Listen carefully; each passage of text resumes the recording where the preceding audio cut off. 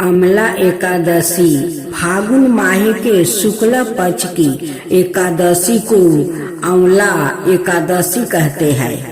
अमालखी एकादशी अमला को शास्त्रों में श्रेष्ठ स्थान प्राप्ति है, इसलिए इसे अमला एकादशी या रंग भरी एकादशी भी कहते हैं। विष्णु जी ने जब सृष्टि की रचना के लिए ब्रह्मा को जन्म दिया, उसी समय उन्होंने आंवले के वृक्ष को जन्म दिया। आंवले को भगवान विष्णु ने आदि वृक्ष के रूप में प्रतिष्ठा किया है। इसके हर अंग में ईश्वर का स्थान माना गया है। पूजा विधि: इस दिन सुबह उठकर स्नान करें, भगवान विष्णु का ध्यान करते हुए व्रत करने का संकल्प ले, श्री हरि की पूजा करें, उनके समक्ष घी का दीपक जलाए, विष्णु सहस्त्र नाम का पाठ, एकादशी कथा, चालीसा और आरती करे। पूजा के बाद आंवले के पेड़ के नीचे नवरत्न युक्त कलश स्थापित करें। अगर आपके घर के आसपास आंवले का पेड़ नहीं हो तो घर पर ही पूजा के समय भगवान विष्णु को आंवला प्रसाद स्वरूप अर्पित करें। आंवले के पेड़ का यह घर का भगवान विष्णु का धूप दीप रोली चंदन अक्षत फूल आदि से पूजन करें। पूजन के बाद किसी जरूरतमंद व्याकृत या ब्राह्मण को भोजन करवाए। अगले दिन द्वादशी को स्नान कर भगवान विष्णु का फिर से पूजन करे और जरूरतमंदों व्याकृत का ब्राह्मणों का कलश वस्त्र आंवला का दान दे।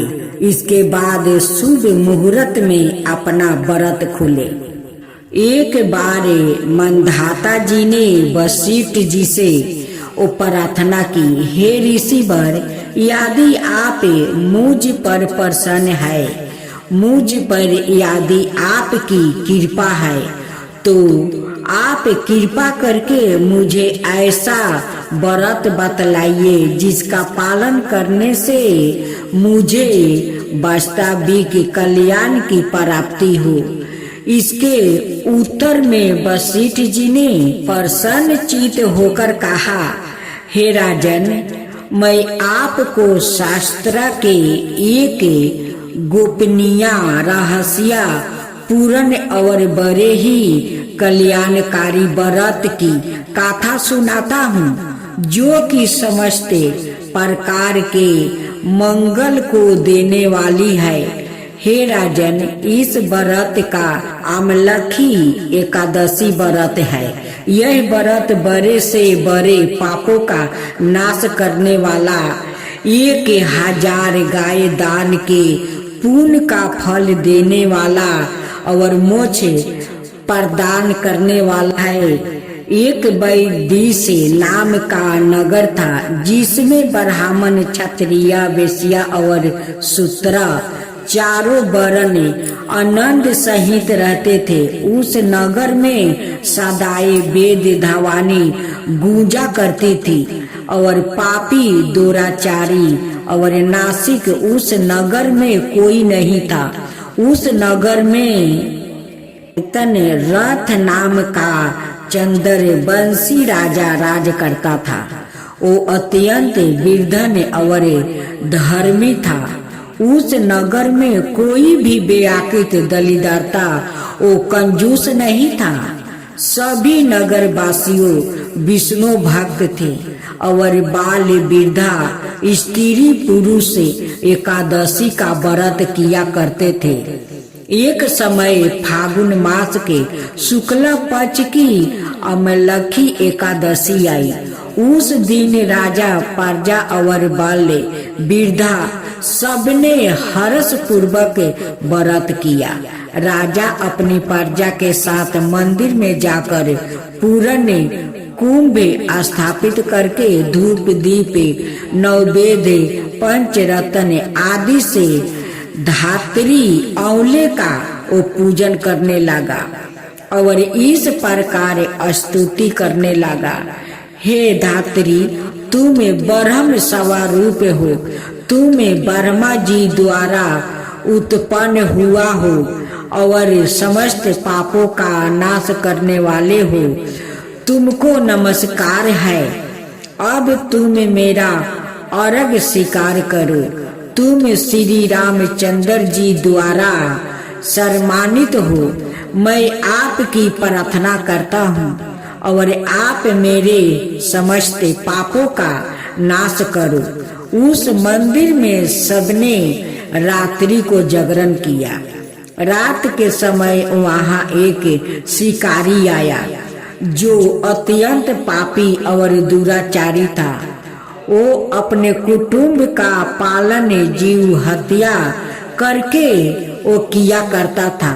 भूख और प्यास से अत्यंत व्याकुल वो शिकारी इस जागरण को देखने के लिए मंदिर के एक कोने में बैठ गया और विष्णु भगवान और एकादशी महात्म्या की वो कथा सुनने लगा।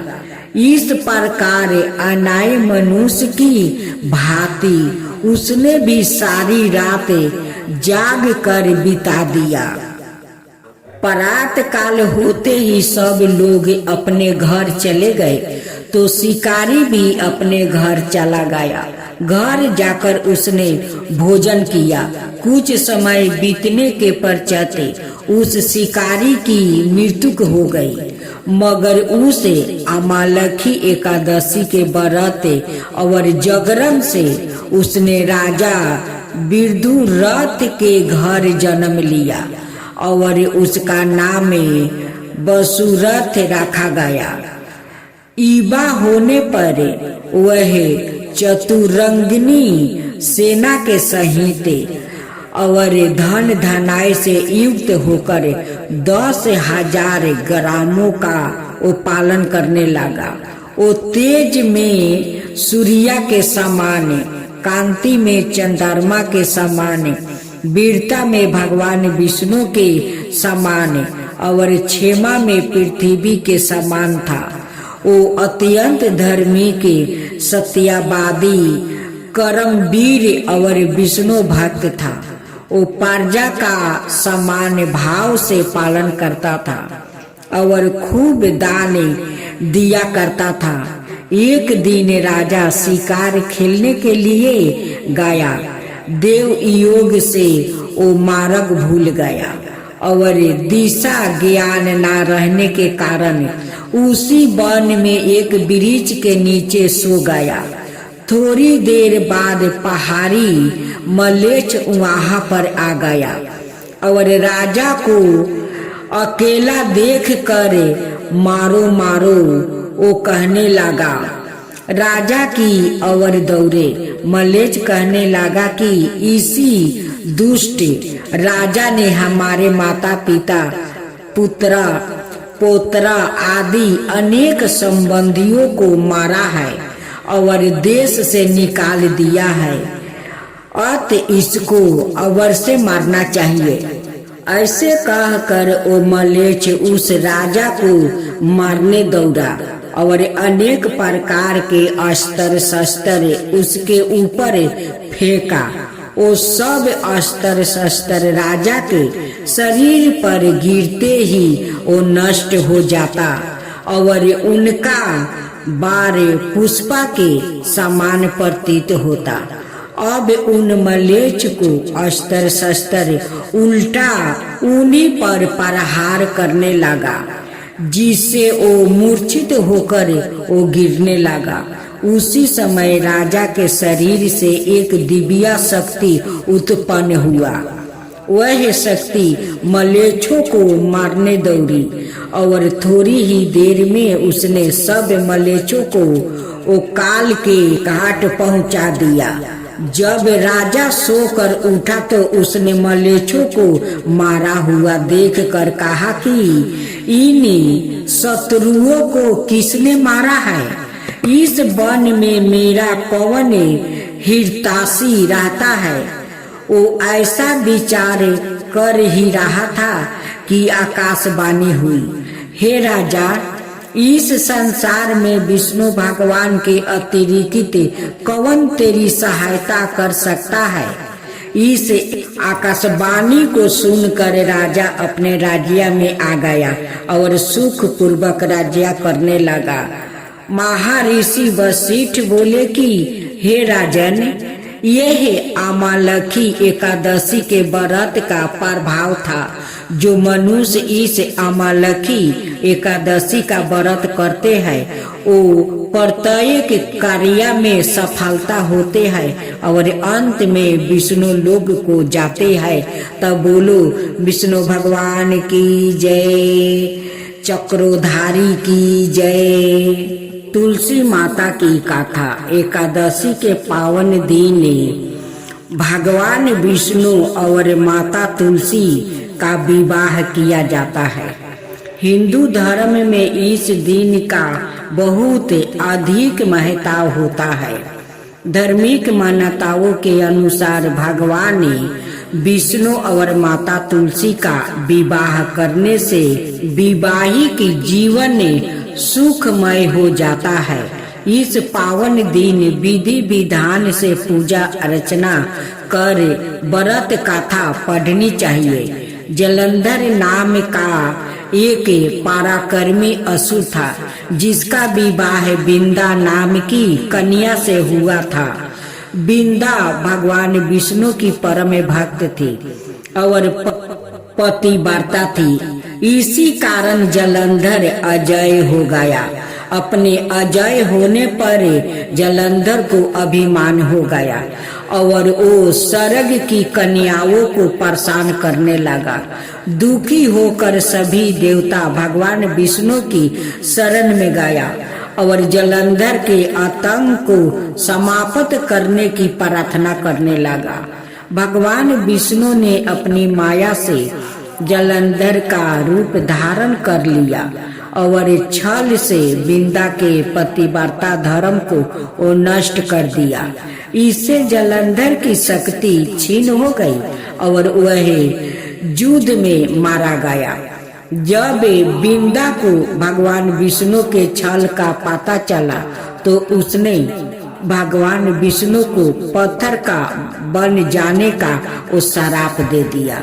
देवताओं की प्रार्थना पर बिंदा ने अपना श्राप वापस ले लिया, लेकिन भगवान विष्णु बिंदा के साथ हुए छल के कारण लज्जित थे और बिंदा के श्राप को जीवित रखने के लिए उन्होंने अपना एक रूप पत्थर रूप में प्रकट किया जो शालिग्राम कहलाया।